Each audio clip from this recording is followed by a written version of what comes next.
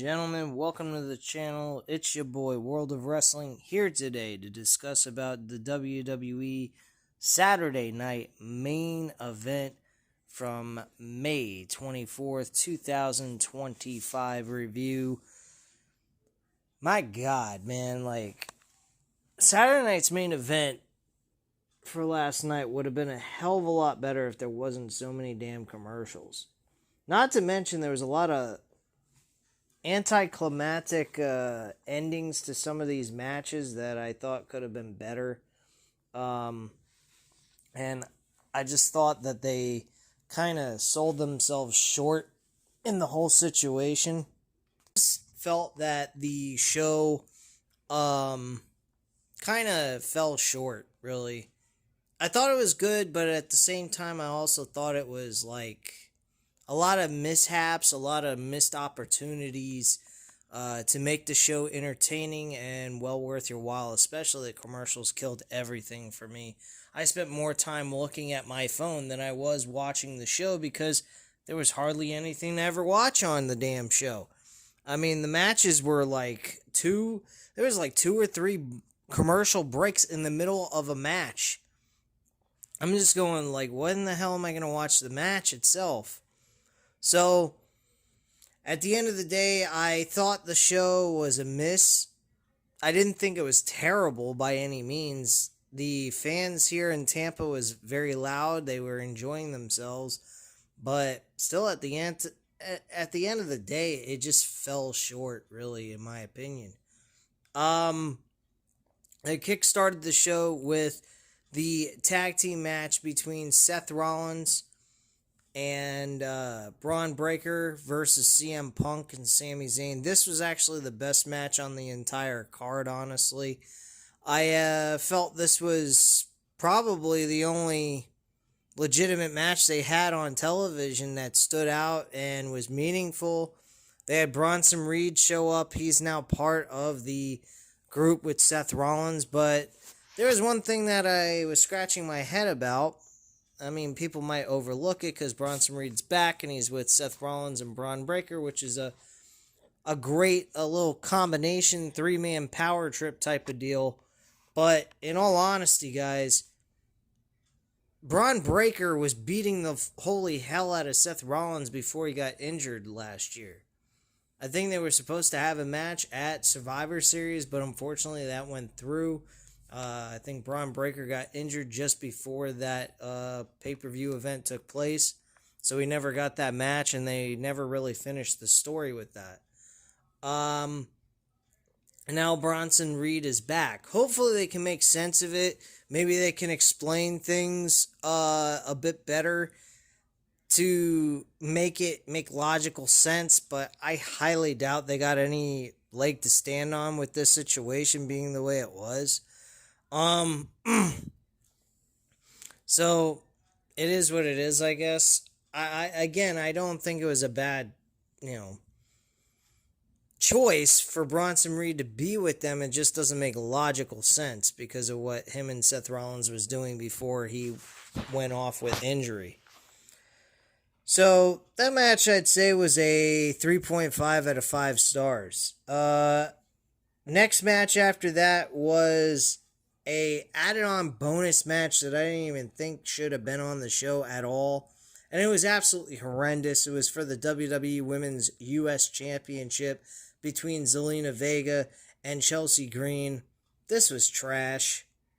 I mean, this could have been saved for a SmackDown show that no one's going to care about.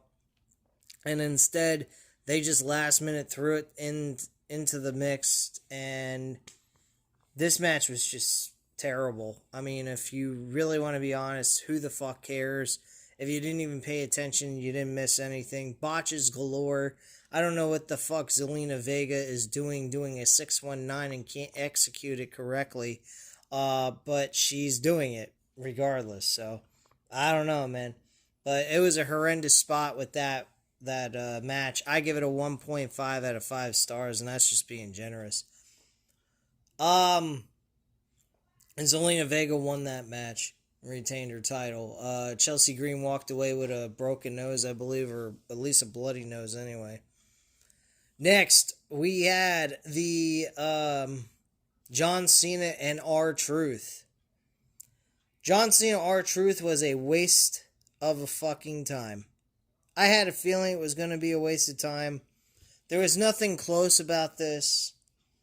The fans were being tricked by John Cena. He was looking around at the audience saying, maybe I shouldn't do this anymore. Maybe I should stop being a prick. He hands the title back to the ref. The ref takes it, turns around, and he kicks R-Truth in the balls, gives him the AA, and gets the W and walks away with the victory. R-Truth got a little bit of offense in. He executed the 5 moves of doom. Got the AA in there. Got a 2 count. John Cena kicked out, of course. And the rest was history from there. Wasn't impressed with this match either. This was a 2 out of 5 stars. I just didn't care all that much. I mean, it wasn't shocking to see John Cena win, and it wasn't even close, period. Next, we had Damian Priest and Drew McIntyre inside the steel cage. This was a good match, but it ended in a piss-poor way. It's one of those great movie, but the ending sucked type of deal. And that's what this match was. It was a good match, but the ending sucked.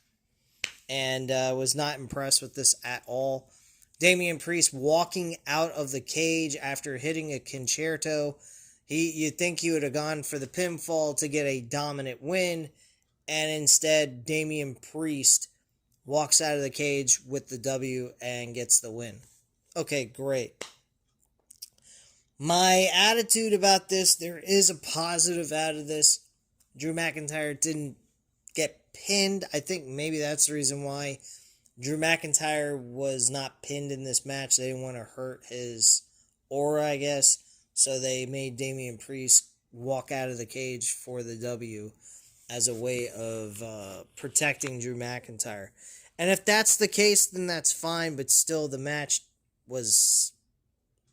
the ending sucked. I just didn't like it. I mean, Drew McIntyre could have taken the L by taking pinfall anyway. They could always revisit this match in a third matchup, like a last man standing or an ambulance match or something like that. But this match did not end the way Damian Priest described he was going to do. Like the morgue was going to have to identify him through his dental work. I mean, none of that was taking place. It wasn't even close to what he described, what the kind of damage he was going to give to Drew McIntyre. So that was a complete and utter fabrication of what he was trying to describe, what he was going to do to Drew McIntyre overall. This match, I'll give it a 3 out of 5 stars, just being generous.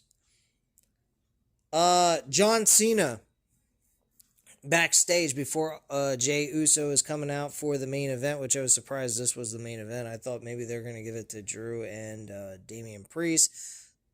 Either that, or they were going to have this as the Damian Priest and Drew McIntyre steel cage match could have been like the opener of the show, possibly.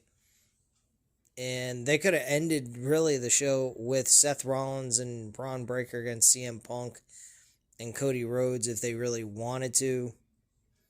But that was not the case. But they did it for a specific reason. It was for Cody Rhodes. That's really what it was for. Because Jey Uso had a backstage interaction with John Cena. John Cena said, wouldn't it be terrible if I so happen to retire as the last real WWE champion and you lost your world championship to a YouTuber? And that's pretty much how that segment ended, really, overall. Great. So Jey Uso has the match with Logan Paul. This match covered with fucking commercials. Outrageous. I think this had like about 3 commercials throughout the entire matchup. The match, I think, went almost 20 minutes, maybe. And we got 3 fucking commercials in it. Unreal. And Jey Uso was about ready to lose thanks for the help of John Cena. John Cena was trying to help Logan Paul win the match. He was unable to do so thanks to the help of Cody Rhodes getting in there and stopping the unfair advantage that Logan Paul had with John Cena. Not that Logan Paul asked for John Cena to get involved in this in any way, shape, or form, but he did anyway to ensure that Jey Uso could possibly lose the world championship. So that all went that all failed for John Cena, and Jey Uso ends up retaining the championship with the help of Cody Rhodes, evening out the odds. And then we got the announcement that Cody Rhodes is officially back. He is back in the WWE. He's recovered from the match that they had at WrestleMania 41.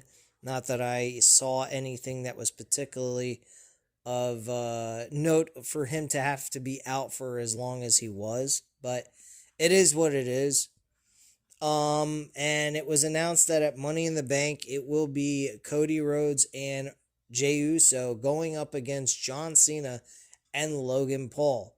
There were announcements that possibilities of Cody Rhodes tag teaming with a special, just a partner of someone that they were not sure who, and it was going to be Travis Scott and John Cena together. Thank God that did not occur. We're getting Logan Paul and John Cena tagging together, and Cody Rhodes and Jey Uso. I think that is an excellent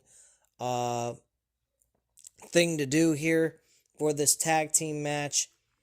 And I think it's going to go over well. I don't think it's going to be trash, but storyline-wise, man, I mean, this show is just fucking boring as shit.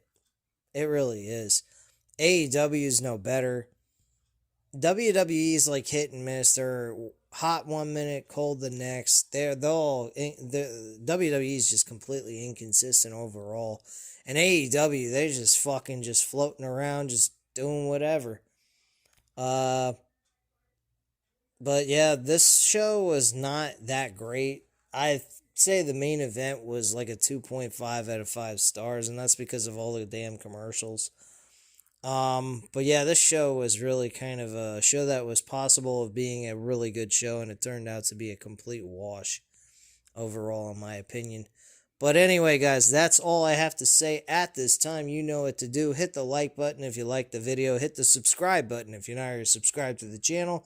And leave a comment down below. I'll definitely get back to you on that. Thank you guys very much for watching, and have a great night, guys. Bye.